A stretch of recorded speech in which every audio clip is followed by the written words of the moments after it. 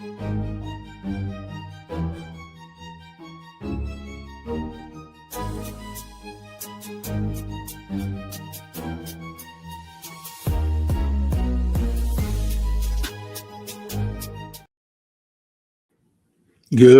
morning. Welcome to Kindness Rising, your morning dose of hope, humanity, and heart, where we have more high fives for you and less rage bait.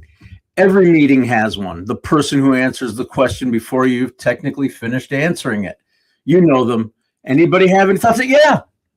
Okay, fantastic. Thank you, Kevin. Chill out. Meanwhile, 3 chairs down, somebody hasn't said a word for 42 minutes, and here's where we make a dangerous assumption. We assume the person talking the most has the most to contribute, but airtime isn't the same thing as contribution. Yesterday we talked about the temperature in the room. Monday we talked about the rules, and today I want to talk about voices. Voices like Mike Sullivan's, who's here every single day. Good morning, Sully. Glad you are here with me this morning. But really, here's a question every leader should occasionally ask themselves. Who's not talking in my room?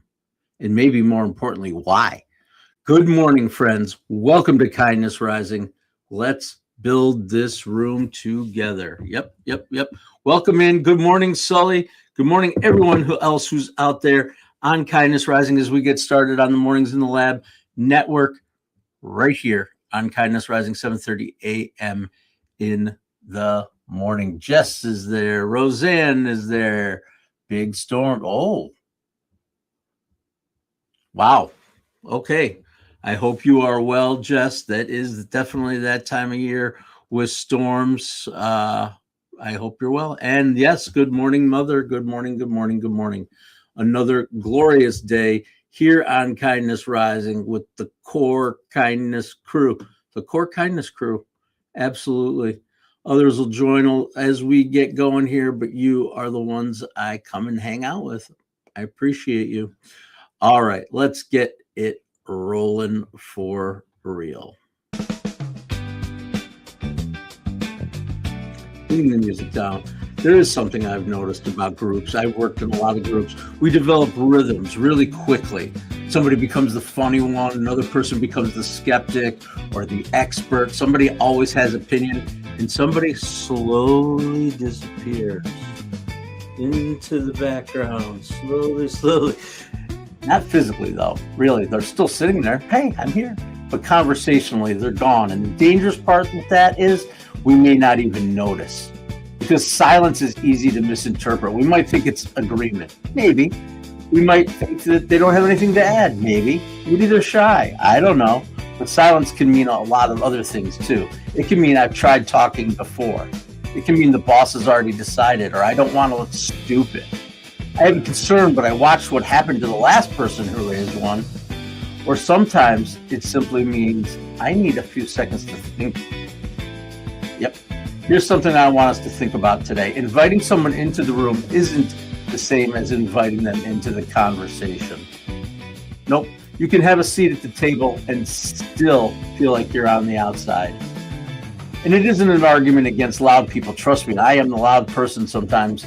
I absolutely am. The person who thinks quickly isn't doing anything wrong, and the extrovert isn't doing anything wrong, and the expert isn't doing anything wrong. The problem happens when the natural rhythm of the room becomes the only rhythm allowed, because people contribute differently, and other people think and then talk. Some people jump right into disagreement. They're okay with it. Others feel like they need to know whether it's going to cost them something. And leadership means knowing the difference. Sometimes leadership isn't adding another voice to the conversation. It's just making room for somebody else's. Yep. And here's what worries me about that is that the idea your team needs may already be sitting in the room. The warning you need to hear may already be sitting in the room, and the solution you've been looking for already is sitting in the room. 3 chairs down, just quiet and waiting. Not necessarily for permission. Maybe they're waiting for evidence that speaking is worth the risk. So today, don't just ask who's in the room. Ask who is actually part of the conversation. Jess is part of the conversation, letting everybody know that you're safe. Yes. That would make sense to me, Jess, what you said. 83, top three. It's probably an 80-20 rule as usual, right? 20% of the people do 80% of the work or whatever the case may be.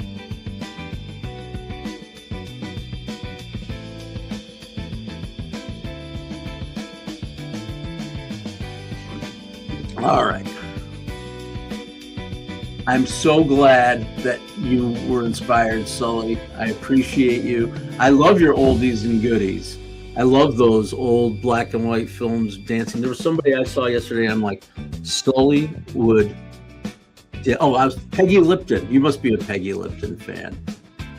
Seems like your vibe. Anyway, wait, that happened. Oh no, we're gonna do Who in the World first. Sorry. Who in the world? Who in the world? Who in the world? Every day on Kindness Rising, we give you three clues to guess the person that we're talking about. Who in the world? Okay. Here is our first clue. This person was a teenage trumpet player who studied music formally and toured with jazz great Lionel Hampton. All right. We're putting us in the world of music. Good morning, Tubbs. Morning, Pimp. Good to see you, buddy. I'm glad you've joined us again this morning. I know you're usually for me, afternoon guy. I haven't been going live in the afternoon because of a number of things, but I am glad you're here. We're just doing our thing, buddy. I'm glad you're choosing to come back.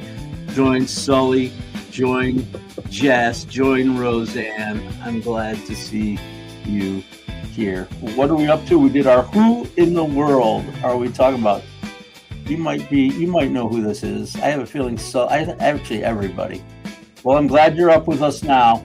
Let's do our wait, that happened? Wait, that happened today. August 12th, 1981. 1981, August 12th, I was 9. IBM introduced its personal computer, the IBM PC. Now, yeah, computers existed before that, but IBM's entrance into the market helped accelerate something enormous. Computer power was moving. For years, computers had largely belonged to just large institutions, governments, specialists, big special rooms, and required special knowledge. But gradually, the computer started moving towards the desk, toward home, and toward ordinary people. Think about what happens when that changes. More people get access to the tool. People start experimenting, building things, communicating, and creating. And eventually the entire world changes. There certainly is a leadership lesson hiding in there. Sometimes extraordinary ideas don't appear because suddenly more extraordinary people show up. Sometimes they appear because more people finally get access to the tools.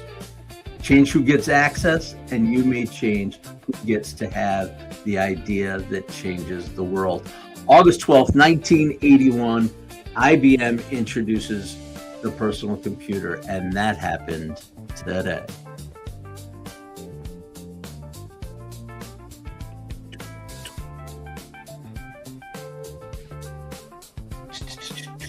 You haven't slept in 4 days. That's not good, Dubs. Got to get some sleep, buddy. Figure out how to get some sleep, I hope. There is a solar eclipse and a meteor shower today. Yep. Oh, Chuck Mangione? Nope, it's not Chuck Mangione. Jess was a guess. Steve Jobs, not Steve Jobs either. Nope. Our clue today, our first clue, we'll go back to our first clue and then we'll get to our second clue. Our first clue leads us down this road. A teenage trumpet player who studied music formally and toured with jazz great Lionel Hampton. That was our first clue. All right. Let's keep kicking it back. Keep going. Let's see. What have I got up for us next? Oh, yes. We're going with faster segments, guys. People have been here regular. Notice that? That's what I'm trying to do here. Pick up the pace a little bit, Maddie. Let's keep it going. People are here to get awake and get alive for their day. Gen X fandom. Mike Sullivan's. We're gonna dub it. It's now dubbed Mike. I don't know if he was from New Orleans. Good question, Roseanne. This is going to be Mike Sullivan's Gen X fandom. He inspired me just like I inspired you. He said, we got to get back to that. That's where your heart is. That's what I'm interested in. This is the stuff I love. We're taking it back to 1989 today. Does the name Welton Academy mean anything to anybody? Welton Academy.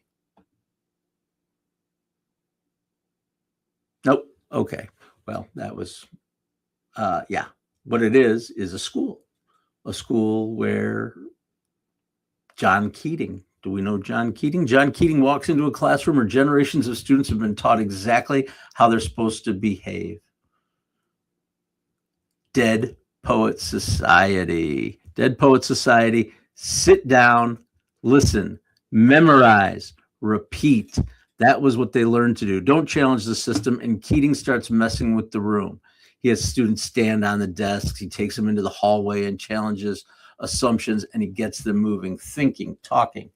And slowly the students who have spent their lives learning what they're supposed to say start figuring out what they actually think. That's what makes the story so powerful. Keating doesn't give those students a voice. They already have one. He just creates the conditions where they start using it. And there's a difference. Sometimes we say, I want people to speak up. Okay, but have we built a room where speaking up actually feels possible? Because you can tell somebody, find your voice all day long, but eventually somebody has to build a room where that voice has somewhere to go. Oh, Captain, my Captain. Oh, Maddie. Hey, Maddie, how you doing? Adventures in Babysitting. Good guess. Nope, we are into Dead Poet Society. All right, let's get back to our Who in the World. I'm going to give you a second clue. Maybe this one will get us closer to the guess. Teenage trumpet player who studied music formally and toured with jazz great Lionel Hampton. He worked extensively on major television projects, including Roots, Sanford & Son, and Fresh Prince of Bel-Air. Started as a trumpet player, touring with Lionel Hampton, and worked extensively on TV projects, Roots, Sanford & Son, and Fresh Prince of Bel-Air as examples. Who in the world are we talking about today?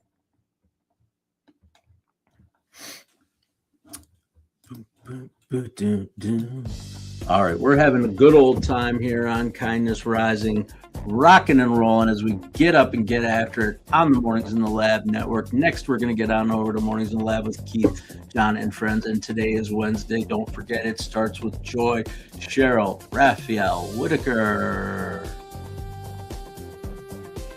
It's not Winston Marsalis, and I have no idea who John Faddis is. I don't know. Yes, I would agree, Sully, that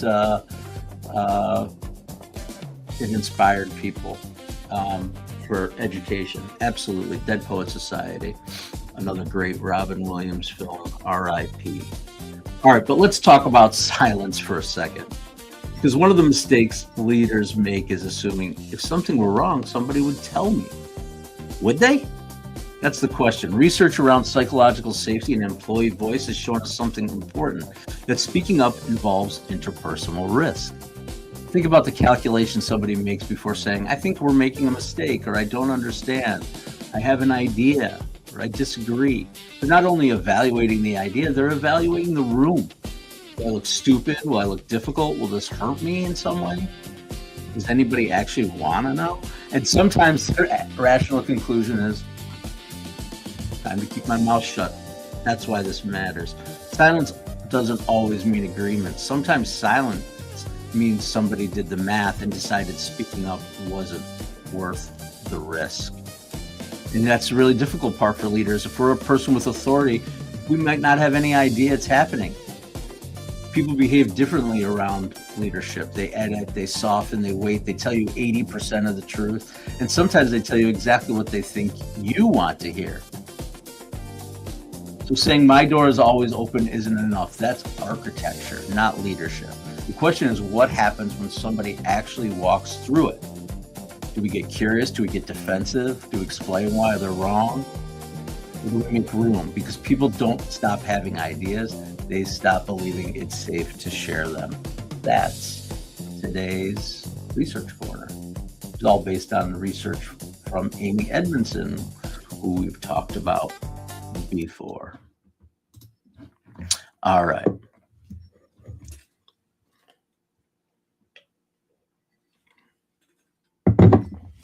Okay.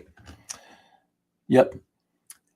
So that was Research Corner. What are we moving on to next? Oh my gosh, I forgot to do the most important thing. Not the most important, but something we do every single day here on Kindness Rising. And today is no different. It's our Kindness Spotlight. Yes, every day we highlight an organization doing good work for good people. And like I said, today is no different. And today's organization is, I think we've talked about them before. I don't remember actually. Toastmasters International. For more than a century, Toastmasters has helped people become stronger communicators and leaders by doing something remarkably simple.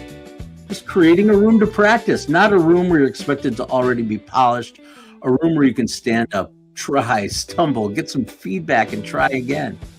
Members practice prepared speeches, and they answer questions they didn't know they were coming. They give feedback to one another, and over time, something happens. A person who dreaded speaking starts using their voice.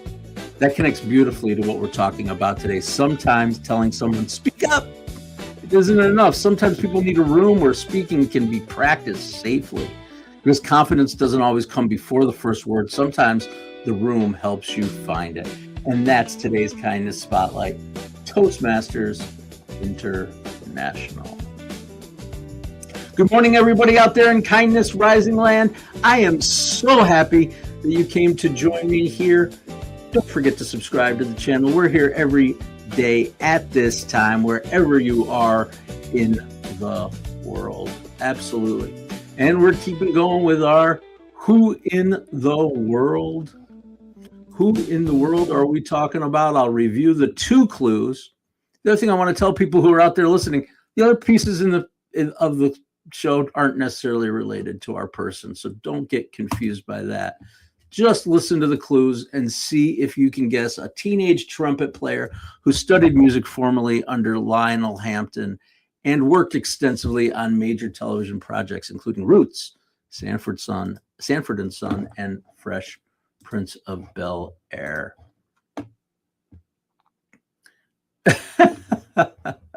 Sully, I love it. Okay. I'll get to our 3rd clue in just a heartbeat here for you. But first, of course, we're connecting it back to my boys in the band, the greatest band in the land, finest band in the land, as they're referred to, the Grateful Dead. There's a Grateful Dead lesson, of course, in this. And it's not about playing, actually. It's about not playing. Because great improvisation isn't 6 musicians constantly trying to fill every available second with their sound. It would be exhausting, probably terrible. Improvisation requires space. Gary played something, then Phil listened, and Bobby left the room, and the drummers respond, and somebody introduces an idea, and somebody else decides they're going to step on it or not step on it. That's musicianship, but it's also leadership. Because if you're constantly thinking, what should I play next, you may miss the most important question. Who should I make room to hear? It's true in music. It's true in meetings. It's true at the dinner table. Sometimes the most important contribution you can make isn't another contribution. It's space, a pause, a question. Silence long enough for somebody else to enter. Because if everybody is trying to solo, nobody is actually listening. And that's part of what made the Dead extraordinary. They weren't simply listening for their opportunity to play. They were listening for what the music needed next. And maybe our rooms need a little more of that too. That's the Dead connection to our topic today. All right. I love all these guesses. Nope. I think the last clue here, I'm about to lay it down for you before our kindness compass. This was a good quiz today because the clues are triggering ideas, but that's not the person. Oh, maybe it was Stubbs. You're right. I just saw your comment. The last one was Satchmo. I do one every day. It wasn't just Satchmo, but you happened to pop in on the trumpet days. Maybe that's a sign. I don't know. We know that our person was a teenage trumpet player who studied music with jazz great Lionel Hampton. He also worked extensively on major television projects Roots, Sanford Son, and Fresh Prince of Bel-Air.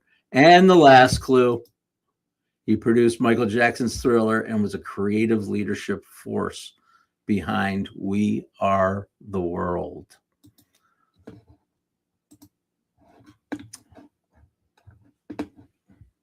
All right, let's get to our kindness compass while the guesses come in based on those clues. Thank you so much for joining me here today on Kindness Rising. And I always like to move us from thought to action. We shared our ideas, but now we want to do something. We want to do this. Ask the second voice. Here's what I want you to try. Sometime today, ask a question. Maybe you're in a meeting, talking with your family, or working through a problem. Ask the question. Somebody will probably answer, and that's great. But don't immediately move on. Just pause and ask the second question. Who sees this differently? What are we missing? We haven't heard from everybody. What do you think, Sully? And then here's the difficult part. Wait. Don't rescue the silence. We're terrible at silence. 3 seconds passes and somebody feels compelled to fill it. Let the room breathe. Give the slower thinker a little time. Give the quieter person space. Give somebody enough room to decide maybe they really do want to hear from me. Because inviting people into the room isn't enough. We have to make room for the voice. That's the kindness compass. William Dubs is in with the correct answer for today. Yep, it is Q. Quincy Jones is the answer. Producer, composer, arranger, musician, and one of the greatest collaborators in modern music. In 1985, Quincy helped bring in an extraordinary collection of artists together for We Are the World. I know everybody out there remembers it. What's your favorite part? Who did you love? What was your surprise from We Are the World? Think about that room, though. All those voices, personalities, careers, and yet the goal required something different. Nobody could be bigger than the song. And so Quincy gave them a simple instruction, and he actually posted it right on the door as people walked in. Did people know this story? It's a famous leadership story. Check your ego at the door. That's the note he put on the door that Michael Jackson and Bob Dylan and Kenny Rogers and Cyndi Lauper and Huey Lewis and I don't know, I'm just keeping Willie Nelson and shall I keep going? Luther Vandross. No, not Luther Vandross. James Ingram. Luther Vandross, maybe too. I don't remember. But some pretty big names walking through that door that he's telling, check your ego. Because sometimes building the room means making the biggest voices a little smaller so everybody can become part of something bigger. Yep, Mom, those are Q's. Some facts about Q. Yep. All right. Well, I remember We Are the World very well. Very, very well. Singing it over and over again, imitating the voices. Yeah. And the impact, and also everybody, and not everybody, but they played it on every radio station across the country or whatever, however it worked. It was like, okay, at noon on this date, get to your radio because there's a special thing happening. I remember that well. Another connection back to my boy Ernie Sabo. That was the time that we were hanging. We definitely QAnon. What? QAnon. No, not that QAnon. Quincy Jones Q. Q a no. Yep. Nora Jones. Nora Jones. Yep. Rashida Jones. Was Nora Jones his daughter? No. Did he produce her? I don't know. Now I'm confused. Mom, did you just tell me something I didn't know? I know Rashida Jones is his daughter. Is Nora Jones also his daughter? Does anybody know that? Mom, is that true? Wow. Okay. See, I came here to learn stuff too. All right. So this is it, man. That's it. I'm going to do our thread in a little bit, but we've got a few extra minutes for anybody who wants to speak. Who wants to speak? Oh. Yeah. I don't, yeah. This feels like something we need to research and ask the question.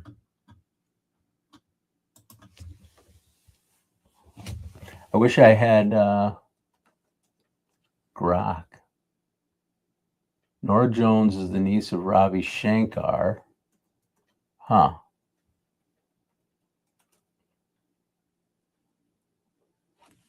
Okay. Yeah. Interesting.